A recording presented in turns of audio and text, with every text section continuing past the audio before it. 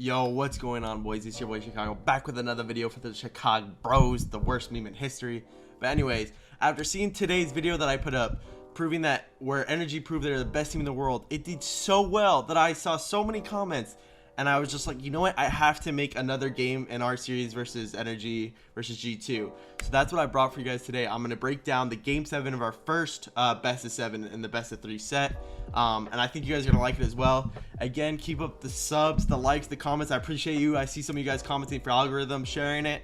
I appreciate you, boys. We were growing. That video did really well. So I appreciate that. But again, this is just another Inside the Mind of the Pro, and if you guys don't know, I'm going to break down what was going down in my head in a crucial Game 7 and also my team's head, right?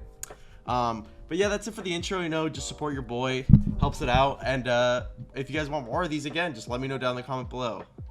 Before we get into this, if you guys didn't know, this was actually the Game 7 in the first set, and we were up 3-2 in this series, I believe, and we lost. They took a timeout, maybe, and we lost Game 6, so then it brought it to Game 7, I believe.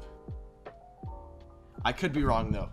But anyways, if you guys don't know, like, the main thing I'm going to say is Game 7 brings a different energy. Two teams can keep doing what they're doing, but you're not going to play Game 7 how you're going to play the rest of the series right here, right? Right off the bat, we honestly get a good kickoff possession.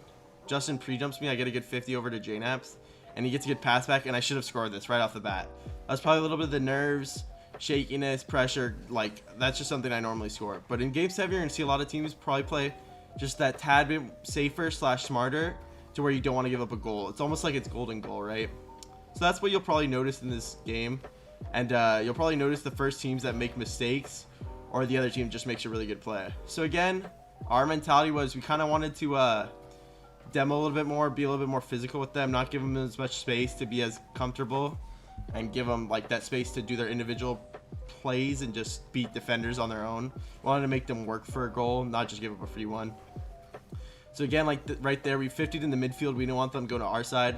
Unfortunately, the 50 went right to Garrett and or Squishy, and he just launched it to our side. But right here, we're pressuring them early enough to where they can't set up a shot opportunity for themselves. Right there, you just got to take a touch or two, try and control it, keep the ball close since I have low boost and get out. Good job by JNaps to cut off in midfield. Now, this goal was honestly this was most likely my fault, and I'm just going to take the blame. It is my fault because Garrett's touch, I honestly don't know if he meant to do that because he saw me on the back wall, but I'm going to give the benefit of the doubt and say he did. And the reason why I played that so bad was because I thought, like, that he mistouched it, honestly, and he just slammed it up the wall. And I thought at first glance that it was going to go up, so I went up the backboard, and I realized, oh god, this isn't bouncing there. And then Garrett just is close to the ball, so he dusts me, and then that's just impossible read for Dries to make because it looks like I should be getting a 50-50 or a beat on him.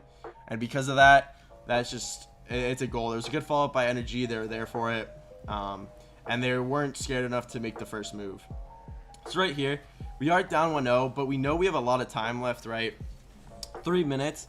You still basically have what, over 60-70% of a game to play, so you don't have to go like all out right now and try and score a goal and put all your eggs in one basket. So we still want to play the way we were playing, except we might have to take a little bit more chances here and there, and especially be solid on defense. You never want to go down 2 goals in Game 7, even though you can come back. You don't want to have to if you can avoid it.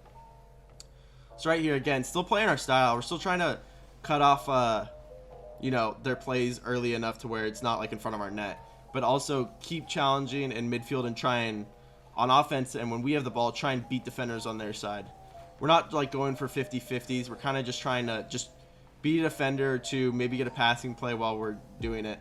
But right here is kind of just Game 7 stuff. Okay, well, as I say that, dude, and then Garrett does that. So basically, let's break this play down. So ball pops out mid. Justin's good job being there, and then he gets a pretty fast beat on JNaps, so that forces me to kind of play a blocking against Garrett.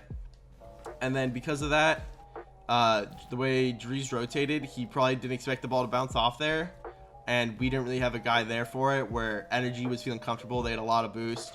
And let's go to Garrett's point of view. So Garrett was probably like up to me, because Squishy just puts it on net, and then since Garrett's in front of us, and I think we probably have the lower boost out of the two teams, he's just able to get there first and basically get a free shot without getting bumped or really challenged before we can meet the ball. Well, he can meet the ball before we can. So because of that, again, we went down 2, and that's kind of the Achilles heel, because now you have to put a little extra pressure on yourself and be like, we need to score, because if we do score, you want to do it somewhat early, because you want to try and put pressure on a team.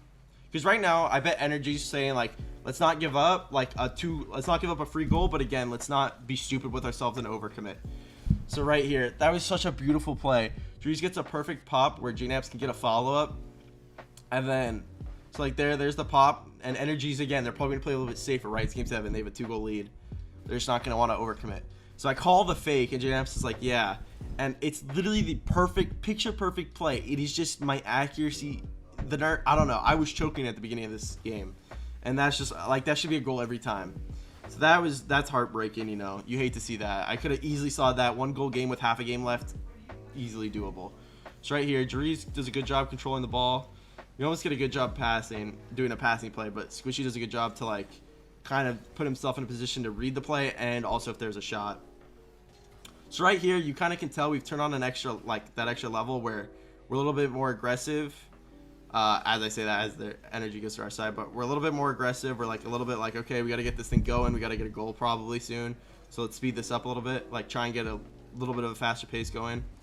But NRG's just doing basic, like, they're not dribbling everything, but they're doing a good job of keeping the ball in spots where it stalls enough time. So like, they might just hit the ball, like not even in the corner, but like backboard / corner in between that areas, you know, if that makes sense. Because that spot will, a team can never just instantly counterattack you from that spot. It will waste a couple seconds for them to get boost or them to control that ball.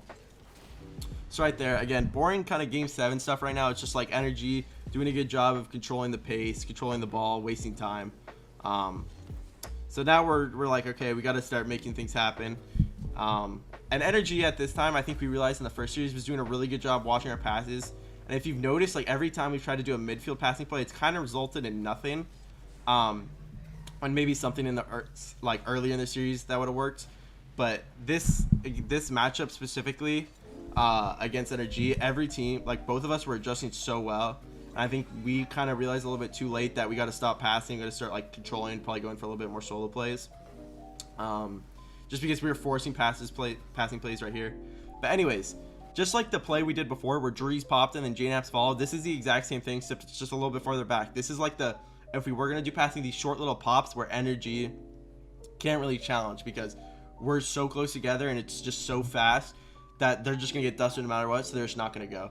So right here, we do a good little 1-2-3 passing play, and I told JNaps forward, and he's like, yeah, down, because I know if he just booms it, he's going to give it away. So we got to try and get some possession / some solo play going. So right here, something in my mind just told me, like, go low and just fake a dribble, because if you're Squishy, you're just gonna think like, oh, if the team's down 2 with low time, they're just gonna bang it, try and rip a shot on net, right? Because they're down, they need a goal fast. So like, all right, I'm gonna fake jump and try and catch it with my back so I can, you know, dribble it and control it. So I do it, and then I notice it's under Squishy, and then I notice I just saw Garrett come from their right corner, and I know the toughest spot for him to save it is just gonna be anywhere behind him. So as long as I lift it enough and behind him, it's going to be basically impossible. So Garrett knows I can go to the left side of the net and just rip it, and he might not be able to reach it, so he cheats a little bit more from that post, and it gives me more space to hit it back corner. And that was a really good play, honestly, but I definitely, like, that could have came way sooner, right? Like, I could have scored multiple times sooner. But right here, again, 35 seconds, you have enough time, but this is really where you're like, okay, around 30 seconds, you kind of got to start putting all your eggs in one basket. You got to start demoing, bumping, like, everything you can, because you got to get a goal, right? So this is where you kind of see NRG probably play a lot safer, and we're kind of like, I think I do something, but this, like, the fact that Justin reads it so incredibly fast, I thought this was going to be a goal, because I was like, I saw JNaps win that challenge, and I saw him go up, I was like, oh yeah, he's hitting off the backboard. But the way Justin reverses and then backs and then reads that is just actually insane. People don't realize how good that is and how fast he went up. Because, like, you best believe I was trying to get there, and I was just going to do it as fast as possible, trying to score it. So the fact that he gets up and completely, like, dusts me just shows how fast, like, and perfect position he is. And that, like, clear, that alone just buys 5 to 10 seconds for him. So like that one clear alone. And right here, since there's 10 seconds, I'm literally just trying to be a rat, just trying to bump, create space for the team. But again, there's that passing play that they were watching, and they did a good job. We had all our eggs, so we had to commit for something. Unfortunately, they did it. But again, this was the first set, so we knew we played well. We knew we could do better. So I think that was a good thing in our mind, because we felt like we played solid. We could have easily won at times. And if we just made adjustments and kept doing what we were doing, I think the wins would come. And eventually we did win the second set, and then obviously fall in the third. But yeah, that was my Game 7 analysis. This was one of the more fun games probably as a viewer. But if you guys want to see even more games from this series, or maybe a different series from the championships, or just anything like that, the season is now over. So it might be tougher to do these analysis of these pro games. So if you want to see ranked, other type of videos, just let me know down in the comments, guys, because it's the off-season grind. And I'm trying to keep up the content, you know, every other day if I can. But I appreciate the help, guys. It really does go a long way. Like that video blowing up, maybe this one will do really well as well. And that just keeps me motivated to keep going. It literally makes me so excited to record. But anyways, I appreciate all the love and support. Make sure to leave a like and subscribe, comment, whatever you do. Tweet it out at me. I don't really care. Anything helps. Boy, see you, boy, Chicago. And I hope you guys have a good rest of your afternoon, night, evening, morning, wherever you are. Dusk on. And have a good one. Peace.